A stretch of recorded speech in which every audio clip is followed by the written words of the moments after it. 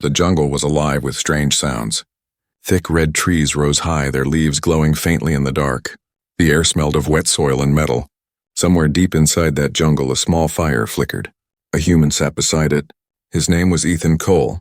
His space shuttle had crashed hours ago. His left arm was hurt and his uniform was torn. He was cold, hungry, and alone on a planet that did not welcome humans.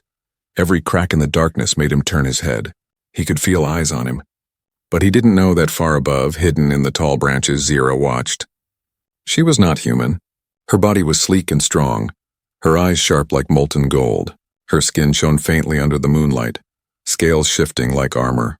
Zira was a hunter, and Ethan was supposed to be her next meal. For her kind, humans were not seen as beings. Only prey. Flesh that fed the tribe. And this one was alone. Easy. Weak.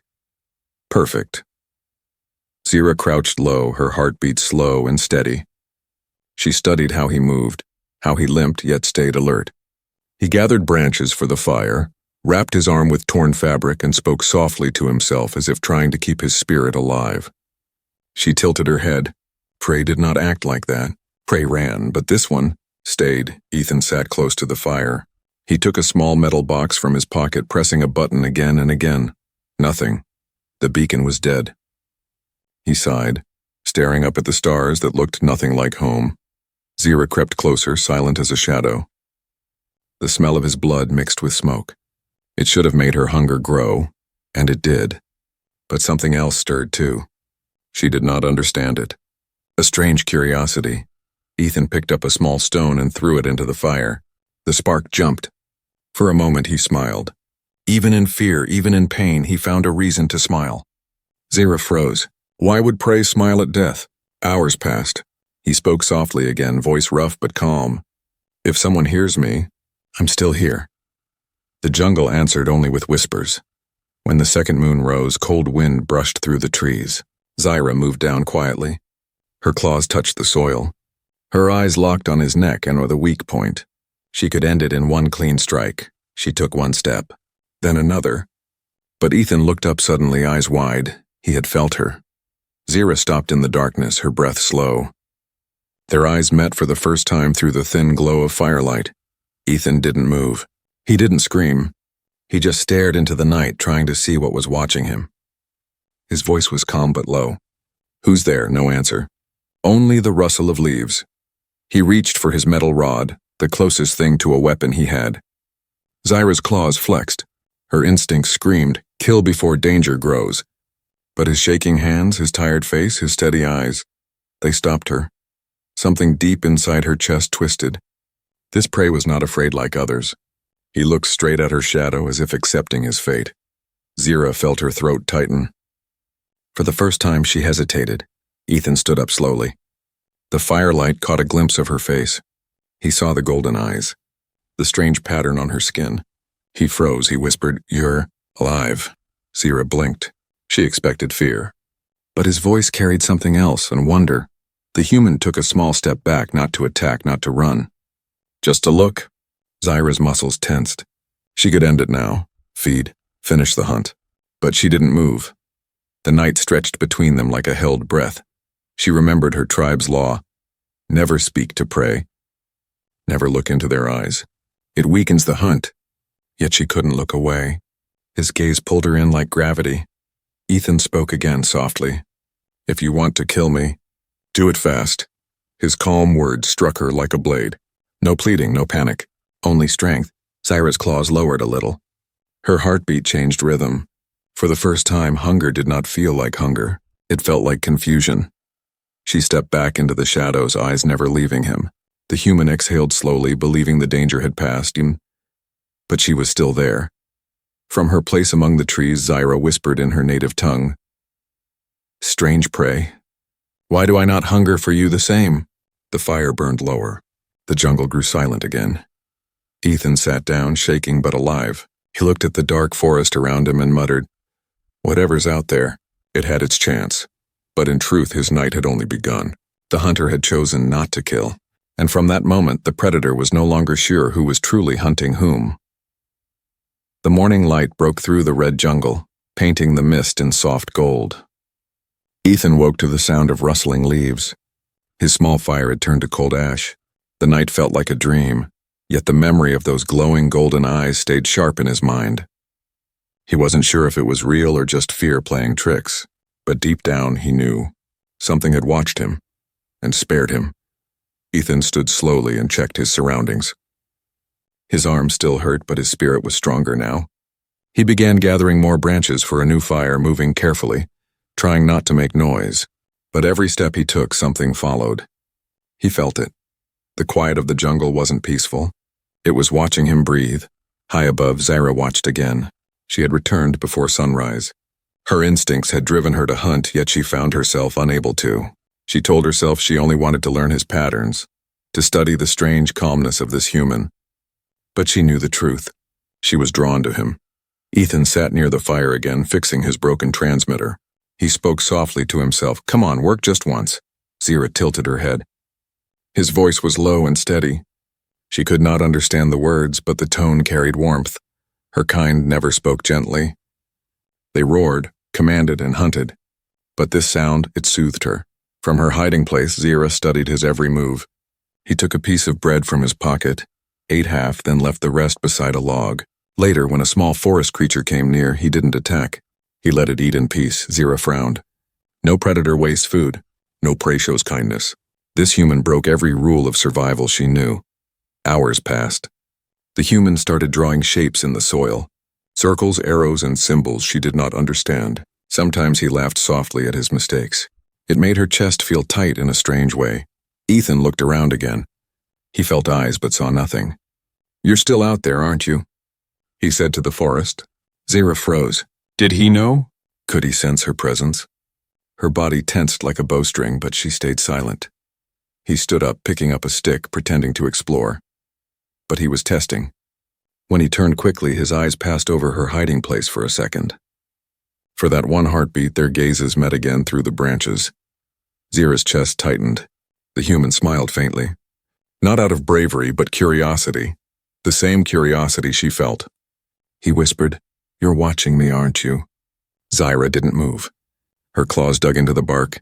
She wanted to leave but couldn't. It was as if an invisible thread tied her to him. Night came again. Ethan built another fire and sat quietly. He took a small piece of metal shaped like a pendant from his pocket and stared at it. A woman's face was carved inside, his late wife. Zyra didn't understand what it meant, but when she saw the sadness in his eyes, her heart ached. He spoke softly, almost like praying. "You'd tell me to survive." "I'll try." Zyra felt her breath grow heavy.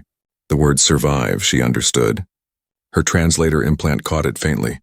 It was a word her kind also used, but for her, survival always meant death to another. For him, it meant life.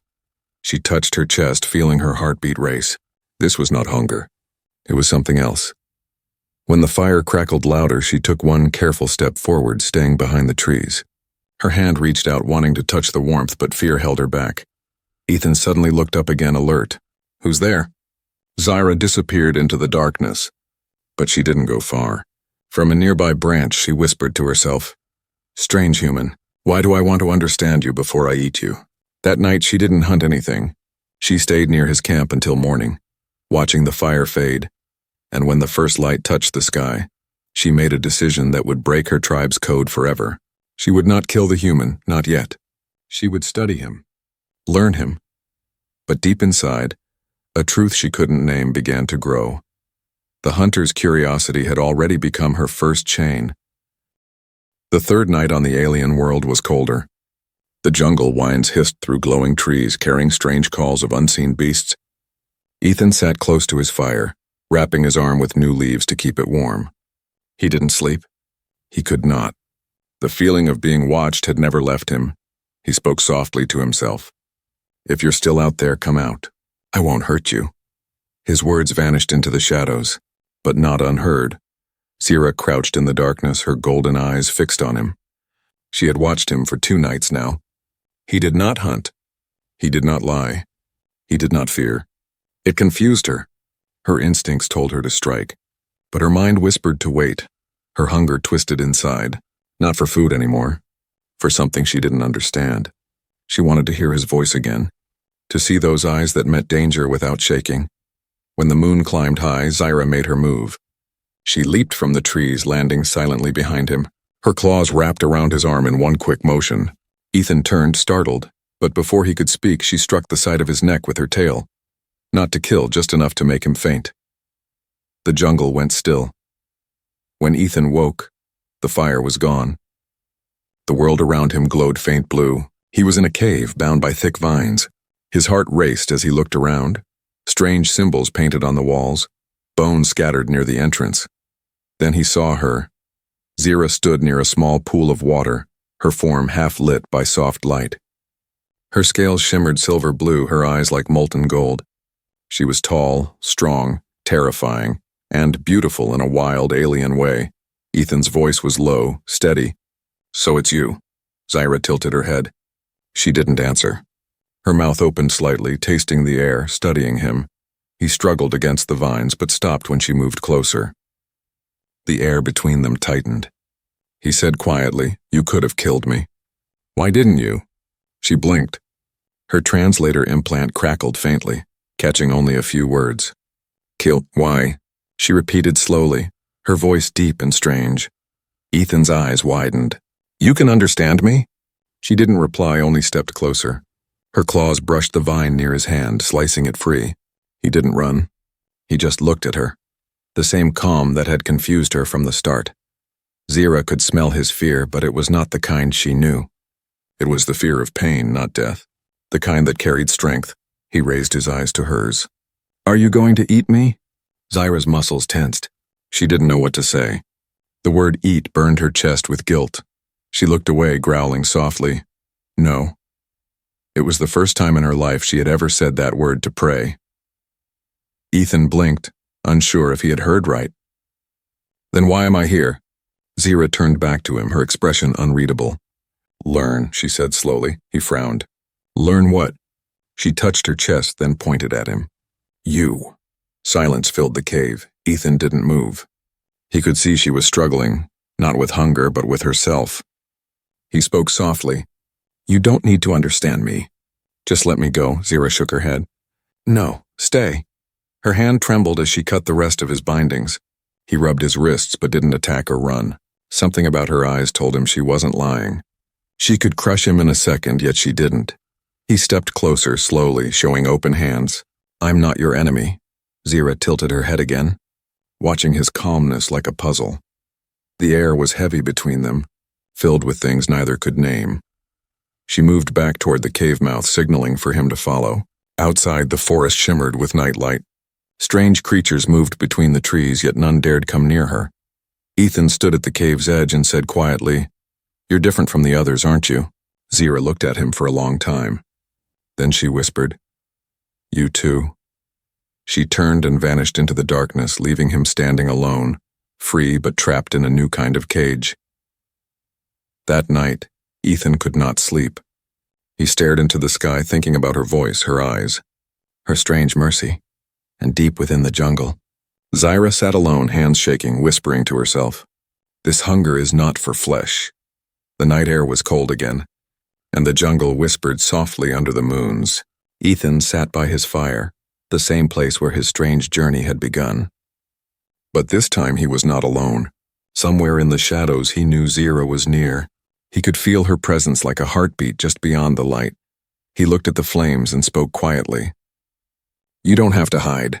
I know you're there." Leaves rustled behind him. Then from the dark, Zyra stepped out. Her steps were silent. Her golden eyes reflected the firelight. She was cautious but not angry. Her claws were sheathed, and for the first time she looked almost unsure of herself. Ethan didn't move. He simply nodded and pushed a small stick toward the fire. The flames rose higher. Zyra tilted her head. "Fire," she said in her rough voice. Ethan smiled faintly. "Yes, fire." He pointed to it, then to her, then to himself. "Warm." Zyra crouched close, her eyes following the dancing light. She stretched one hand out slowly, hesitating before letting the heat touch her palm. Her expression softened in wonder. Her world had always known warmth from blood and battle, not from something that burned gently. She whispered the word again. "Warm," Ethan nodded. "Good, you're learning fast." Zira looked at him sharply, not understanding all his words but hearing the calm tone. She studied his face in the firelight. There was no fear there anymore, only curiosity and a strange trust. They sat in silence for a while. The fire cracked softly between them. Somewhere far away a beast howled, but neither of them moved. The jungle, once a place of danger, now felt like a cage they both shared. Ethan spoke first. "Why did you take me to the cave?" Zira thought for a long time. Then she said slowly, "Not kill, learn." Ethan nodded. "And what did you learn?" She looked into the fire. Strange. Not fear, not fight, different." He chuckled softly. "I could say the same about you." Her eyes lifted. "Me?" "Yes," he said. "You could have killed me many times. But you didn't." Zira looked away, confused. "No hunger, no reason." Her voice broke a little. She didn't understand her own feelings. Ethan poked the fire with a stick, watching the sparks rise.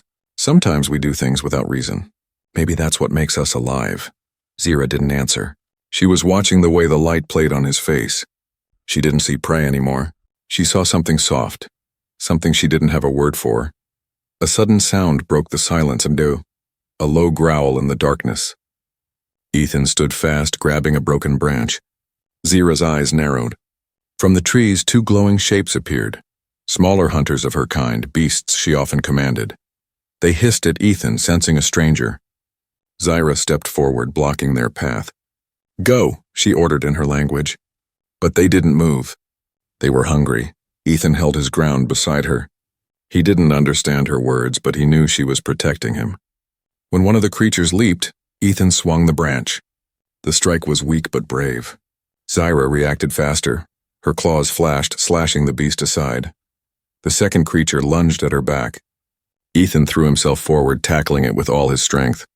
It bit his shoulder, tearing his jacket, but he didn't let go until Zira turned and finished it with a single strike. Silence returned. Blood dripped from Ethan's shoulder, and Zira stared at him in shock. He had fought for her. She moved to him quickly, eyes wide. "You hurt." He smiled through the pain. "I've had worse." Zira reached out, pressing her hand against the wound. Her scales glowed faintly, a healing warmth spreading through his skin. Ethan watched her, amazed. "You're helping me?" Zira looked confused. "You help me. I help you." Their eyes met again, firelight between them, heartbeat steady. Something deeper formed in that quiet space. No words, no logic, only the pull of two beings who should have been enemies but weren't anymore. When the wind blew harder, Zira pulled him closer to the fire. He didn't resist. She sat beside him, her hand still resting lightly on his shoulder. For the first time they shared warmth, not from fear, not from hunger, but from something new. "Something alive," Ethan whispered softly. "Maybe we're not so different after all." Zira looked at him for a long moment, then nodded slowly, and as the fire burned brighter, neither of them noticed how close they had drawn to each other. The jungle around them faded into quiet. Only the fire and their hearts remained awake. The days passed slowly on the alien world. The fire between Ethan and Zira never truly died. Each night they sat together beneath the glowing trees, the air filled with the sound of distant storms. They didn't speak much, but their silence carried meaning. Ethan's shoulder had healed, the mark of Zira's glowing touch still faintly visible. He often looked at it and smiled. He didn't understand her powers, but he knew one thing. She had saved his life. And she knew it too. Zira watched him often. She followed his every move, studying the way he built traps, gathered fruit, and repaired his small tools. His patience fascinated her. Her kind never waited. They took what they wanted by force. Yet this human always worked calmly, even when hungry. One evening, when the red sun sank low, Ethan found Zira sitting by the fire. Her claws rested on her knees, her eyes distant. He sat beside her and said softly, "You look tired." She turned her head slightly. "Think," she said in her rough voice. "What about?" he asked. She touched her chest. "Why not hunger?" Ethan frowned. "You mean you don't feel hungry?" She nodded slowly. "Not for food. Not for hunt." Her gaze fell on him. "Different hunger?" Ethan didn't know what to say. Her golden eyes glowed softly in the dim light, and for a moment the silence between them became heavier. He handed her a small piece of fruit. "Here, maybe it helps." Zira took it in her hand, turned it around, and then bit carefully. She looked at him in surprise. Sweet, she whispered. He smiled. That's good, right? She nodded. Sweet. Good. Then she pointed to him. You sweet.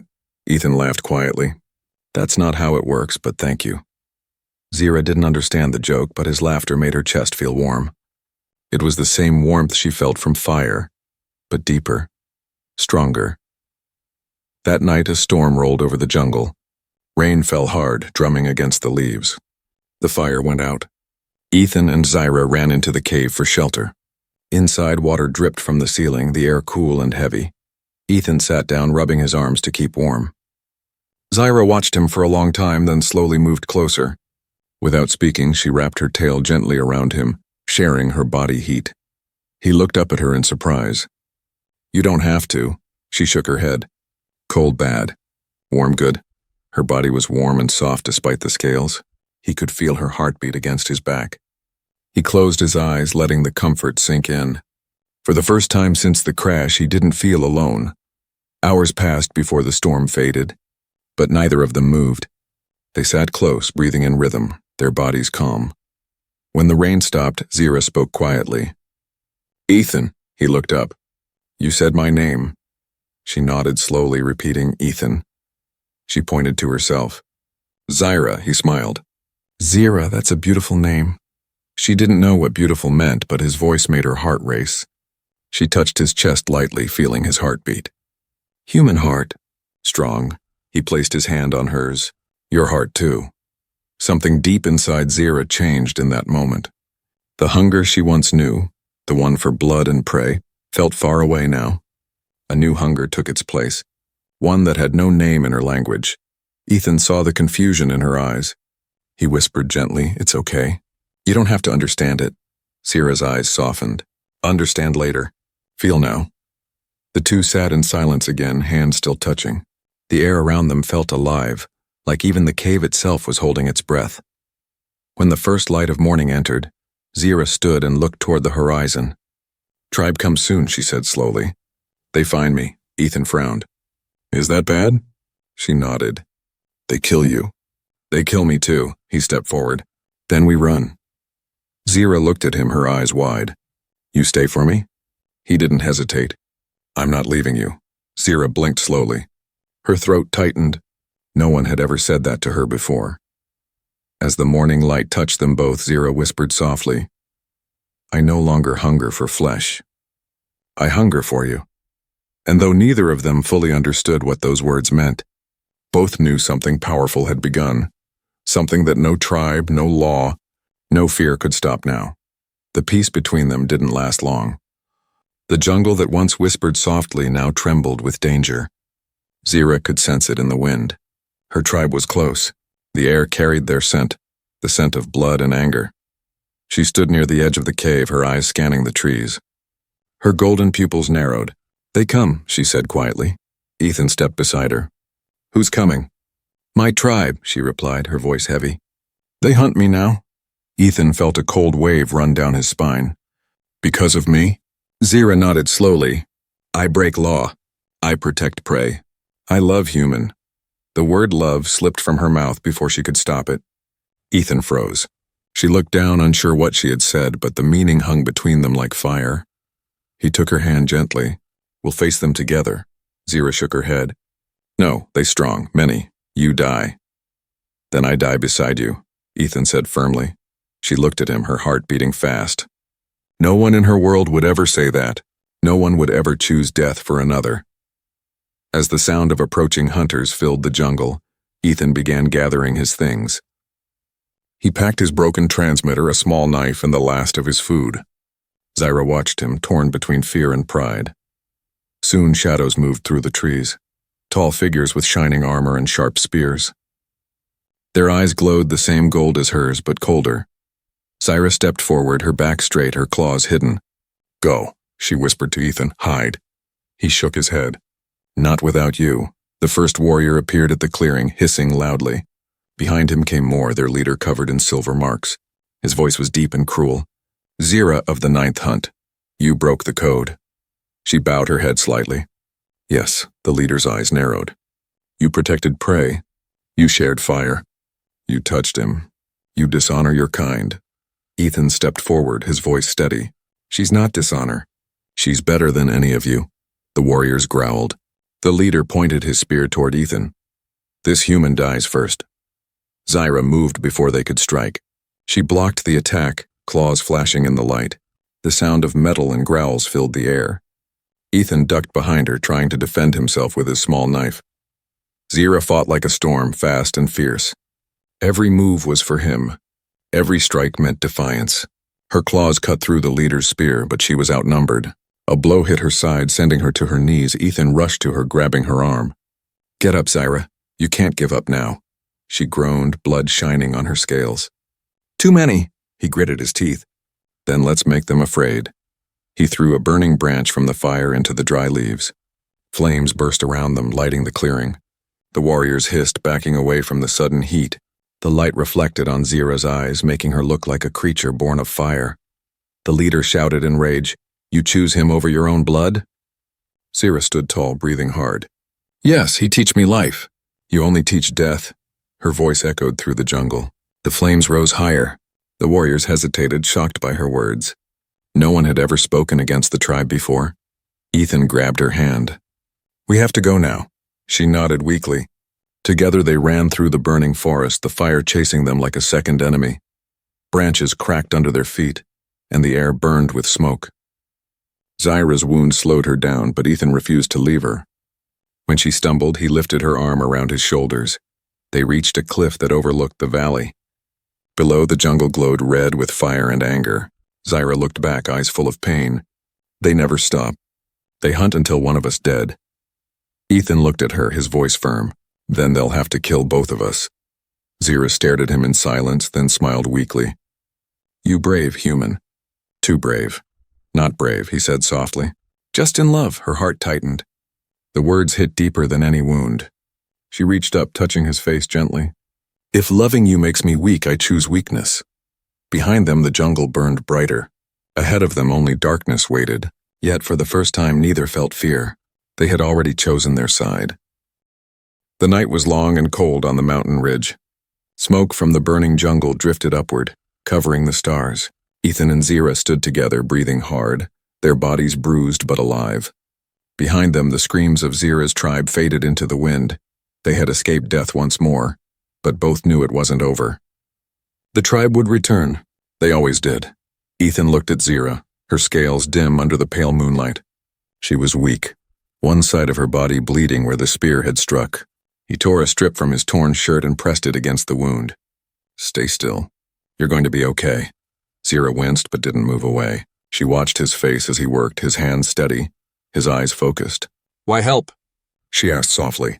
He smiled faintly. Because I care. She frowned, not fully understanding. Care? He nodded. It means you're not alone anymore. For a long time, neither spoke. The wind carried the sound of falling trees and distant thunder. The storm was moving closer again. Zyra looked toward the dark horizon. Your people come soon. You go. Ethan turned to her. And you? She shook her head. I stay. If they find me, they kill. If I go with you, your kind kill me too. He stared at her, his heart heavy. Then where do you belong? Zyra lowered her gaze. Nowhere. Ethan sat beside her, looking into the distance. Then we make our own place. Right here. Zyra looked at him in silence. His words felt impossible yet beautiful. A life without tribes or laws, without fear. She wanted to believe it. She wanted to believe him. As the storm broke, rain began to fall. Ethan built a small shelter using metal scraps from his crash. The two of them huddled close inside, the sound of rain echoing like soft music. Zyra watched him work, her heart full of thoughts she couldn't speak. This human was fragile, yet he carried strength unlike anything she had seen. He didn't fight for power, he fought for peace, and he fought for her. When he finally sat beside her exhausted, she whispered, You could leave. Why not go? He looked into her golden eyes. Because when I crashed here, I thought I'd die alone, but now I don't feel alone. The words hit her deeper than any wound. She turned her face away, afraid he might see the tears forming at the edges of her eyes. Her kind did not cry, but something inside her broke free. Hours passed as the storm raged outside. They sat together, silent but connected. When the first light of morning touched the mountains, Ethan's old transmitter blinked, a weak signal flashing green. The rescue beacon had finally caught. He stared at it, torn. Help was coming, but it meant leaving her behind.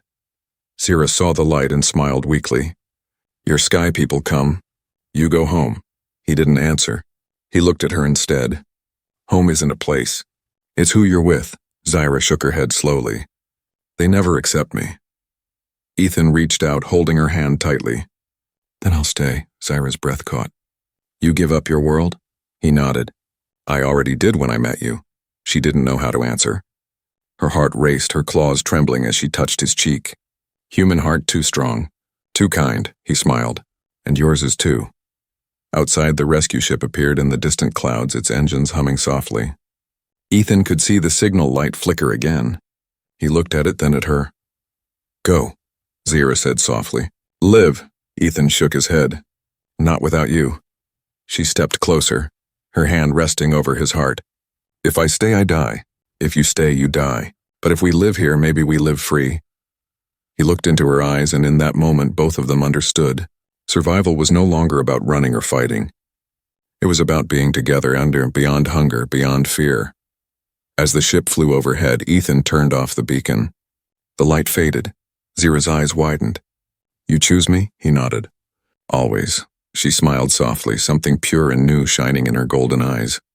The kind of smile no hunter had ever shown before. Together they stepped out into the rain. The fire in the sky was gone, but a new one burned quietly between them. A fire that would never die. She once hunted him for food, but what she found instead was something far deeper. And under the alien sun, predator and prey became one heartbeat. Two souls who had finally found what neither of their worlds could ever give.